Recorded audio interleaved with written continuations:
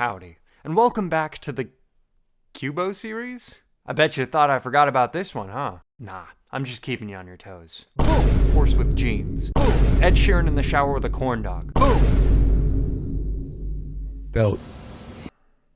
I'm sorry, what was this video even about again? Okay, alright, yeah.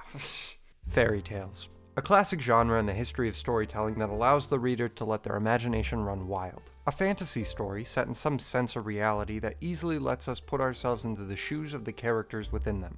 But, admittedly, a lot of them are very similar. The boy goes on a mission, defeats the evil, and saves the damsel in distress. Unless these are the Brothers Grimm stories. In that case, the main character probably dies and the damsel is the embodiment of death itself. Nevertheless, author Martin Baynton had wanted to fix this problem. With the hope of creating a tale where the lead is a strong girl for other girls to look up to, he wrote a trilogy of storybooks titled Jane and the Dragon, The Dragon's Purpose, and Jane and the Magician. The first book specifically is what would eventually lead to the setup of the show by the same name. Originally released on YTV in 2005, shout out Canada, this show became a bit of a classic, and it was a staple on the over-the-air television station, Qubo. I mean, just listen to some of these reviews. One of my favorite childhood shows, loved it, brings back a lot. Love this so much and love ya so much. Stay safe. Thanks, Janet. It's trash. Take it down. I'm back after 3 months of watching the show all over again, and I changed my mind. It's great. 10 out of 10. Watching the season finale where Jane escaped the busted meth deal was incredible. Yeah, what episode was that? Where'd you watch that? Because I think I might have missed that one. That sounds like one hell of a finale. Well, in any case, I'm here today to deliver the will of these superfans and talk to you about this show, to find out just how good it really was. Hey now, with dragons' help, I'll be a knight someday. The story of the show is based on the books. It takes place after the events of the first book, with a few details kind of shifted around. It follows a newly apprenticed Jane and her friend, a big green dragon named Dragon, crazy, as they learn to deal with different problems that arise in the kingdom. From wolf attacks to royal balls. There's so much happening in this place, and also so little at the exact same time. The average episode goes a little something like this. It starts out with Jane either training or hanging out with her friends when one of the two important characters shows up and tells her to do something or to prepare for something. She does so, but either she overdoes it or somebody gets in her way, usually Dragon or Gunther. Someone comes by to help her learn her lesson and everything works out well in the end. It's pretty standard for a kid's show, but there's a lot more beneath the surface. Before we go any further, I'm going to do my best to give you a rundown of every single character in the show. It's going to be a lot of information to handle at first, but it will be kind of important later, I think. Alright, here we go. Jane is the main character. She has a strong personality, she's a badass, and she's always willing to learn. She's just a solid protagonist character. Dragon is dumb and prideful and silly. He's mostly like a comic relief character or conflict creator. He's got a good dynamic with Jane and a bit of a sad background with him being a lone dragon in the world. Jester is Jane's best friend and kind of love interest. You know, he's used where he's needed. He provides like a sense of snark and patheticness to certain scenes. Smithy, the blacksmith, is he's a living tool belt. That's it. That's his entire character. I didn't realize that this kid was like an actual character until I was halfway done with the series. His name's Rake. Poor guy. He's the gardener, and also he's just a little weirdo. Pepper is the cook. She's usually the one being inconvenienced or supporting the story from the back. Jane's rival is Gunther, the other knight in training. His character flip-flops depending on the story. One minute he's a meek little pushover doing everything his father tells him to do, and the next he's this cocky, arrogant, sexist asshole who sucks on so many levels. Moving away from the kids for a bit, there's Sir Theodore, the head knight and character who constantly teaches Jane important lessons. Sir Ivan is not that. He's the comic relief in human form. He's also just kind of like batshit crazy in some certain episodes. Magnus is Gunther's father.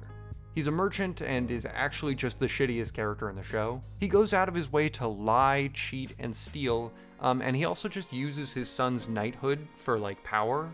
This guy actively tries to ruin Jane's life, and that is just sad. You're like 50, dude, come on. Jane's parents are also there, but they mostly just serve kind of minuscule roles. Jane's father is a hardworking chamberlain who mostly stays out of the way of the main stories. And Jane's mother is the main caretaker of the castle and royal family. She also seems to have some sort of like strained relationship with her daughter. She like makes these remarks against Jane's knighthood, and yeah, it's kind of fucking mean. Finally, we have the royal family. The king is, he's just a fucking idiot. Sometimes he can act like a normal, kind person, and other times he can be incredibly rash, selfish, and fucking downright immature. The queen might just be the least fleshed out person, but in her like focus episode, she showed a lot of character with her feeling insecure and confiding in Jane about that. You know, there's a lot of potential for her character, but this is a kid show, and I don't think they expected anyone to criticize the show for this reason, so. The prince is an awful little shit who commits crimes. He commits theft twice. He tells Jane to stop being a knight and go work in the kitchen. He almost commits murder twice. And he tries to get Smithy's pig slaughtered for attention. Finally, there's the princess, and she is just this storm of chaos that causes mischief. She also looks up to Jane as a role model, wanting to be a knight when she gets older. Okay, that was a lot, but it, I think will be important later, maybe. Now, it's time to get into the style of the show because there is a lot of it, and not all of it is good. Let's just get the good stuff out of the way. The music is really solid. While I was rewatching this show, it just felt so nostalgic. But with my continued knowledge of like music and sound design, I was actually thoroughly like enjoying the backtracks. Specifically, the melody of this violin piece feels so out of place with how satisfying it is. One last push.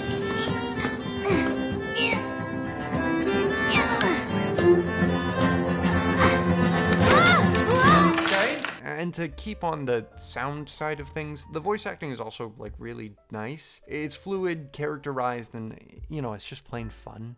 On the opposite hand, there's the visuals. And yeah, you've been getting a good look at them by this point. They're not great. Listen, I see the vision, okay? They tried something interesting with the whole style meshing between 3D CG animation and storybooks. They definitely tried. It looks like one of those early Barbie movies, but if it was made for the PS1. It's nasty. And some of the characters can like really catch you off guard. But like, I don't know, I really think it could have looked good if the show wasn't made in the mid-2000s. Because, yeah, I don't think the mid-2000s had the greatest track record when it came to CG animated shows. But, you know, the use of motion capture and trying to go out of their way to stylize 3D visuals was a real risk. And even if it didn't pay off, it's still kinda commendable. It added to the world and separated it from a lot of the generic CG flood that came after the success of Jimmy Neutron and VeggieTales. Hey, speaking of the world that's built up in this show is kind of weird. It takes place in like medieval England, I think. I don't know, they never say it. Now on the surface, it kind of seems like normal knights and dragons and magic and monsters and stuff, but that isn't really that close to what we see in the show. In the show, it's exactly like a typical Dark Age setting, but also there's occasionally dragons. And by occasionally, I mean one. There's just one dragon. It's like if you go to medieval times and like halfway through the show, some like weird creature just runs through and they're like, that was Balzog, the fucking demon worm. And you're like, what the You just have one? No, bring that back. Why are you just skipping over that? No, bring it back out. What the However, the existence of dragons adds so much to the overall world building. The canon lore runs pretty deep for a single season non-linear show. Dragon grew up in this cave that was filled with a bunch of dragon runes that we later find out was left behind by his father in the episode aptly named Father, which actually was a pretty good episode. Multiple times, Jane talks about helping Dragon decipher them, and that kind of happens a little bit.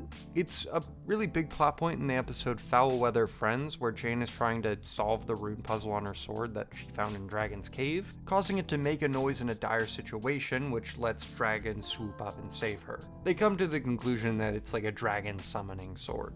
They figure out later that Dragon was born in the kingdom, as he has ties to imagery of some of the historical artwork Jane and her friends find in the castle. There is a history of dragon eggs in the kingdom, which is most likely Dragon's egg, but the one seen in the episode titled Dragon Egg was predictably fake.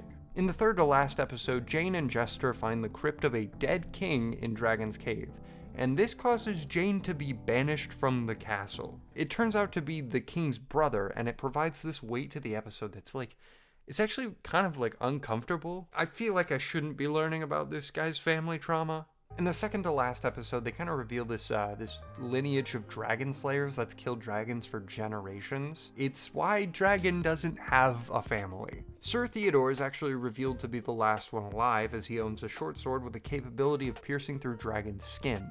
Also, Spain, it exists. The one place they specifically name drop is Spain. What? Why? Okay, so there's something about the world here that I've kind of been meaning to talk about, and that's the implications of this kingdom. We see 16 total characters in the entire show. Half of those are children. And beyond that, you've got a few adults, a couple of man babies, and a dragon. So what, right? You know, it's a kid show. Of course, the focus is going to be on some random kids dicking around. The problem with that sentiment lies in the fact that these kids are running the castle. Of the 8 kids, 2 are knights in training, 1 is the soul gardener, 1's the soul cook, 1 is the town's blacksmith and animal caretaker, there's the court jester, and the last 2 are the prince and princess. These are some very important roles in a society, and they're just being taken care of completely by kids. For the adults, you have the king, the queen, 2 knights, a merchant, a lady-in-waiting, the chamberlain, and the dragon. Yeah, he's there too. All of these things put together create some of the basic structure for a complete society. And sure, you might be saying to yourself, these are just the characters we see, and they don't necessarily make up the full extent of the kingdom's population. You know, there are probably like a ton of characters that aren't on screen, but you could just assume they're there. And you'd be right. But what if you weren't? You see, in the episode I mentioned earlier, Foul Weather Friends, when a huge storm blows in, all of the people flee to the throne room to take shelter. Inside that room, we see the exact same characters that we have seen time and time again. No more. So that begs the question, where are the other people in this kingdom? Even if the townspeople weren't allowed, what about all the people working in the actual castle itself? You can't tell me that this one single lady is taking care of all the castle's busy work, or that these 2 are the only true knights in the castle. This guy's a dumbass. Damn near anyone is more capable than him. Unless there isn't anyone else. It's like this town has no citizens. Guys, I think this kingdom is part of some horrific space rift where no other people or creatures live. That, or all of these people are dead. They got isekai'd into a dimension where they run a castle in an abandoned fantasy world back in the medieval ages, and they have to survive and earn respect and status in their small society in order to secure their future in this empty world. Because we never see anything or anyone new. It's always the same folks, the same animals, except for a single boar. Where the fuck did that boar come from? We always hear plenty of animals, but never do we catch a glimpse. Probably not. It's probably because they didn't want to, like make more models and pay more voice actors.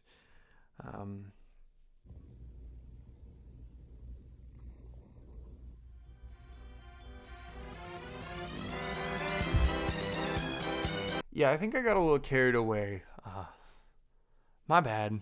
This world, these characters, this story, it all has so much going for it. I mean, hell, they even managed to add a shipping episode into its 26 episode run.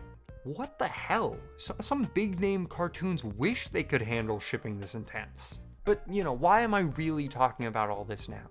Why mention all these different positives and individual aspects that could be used well?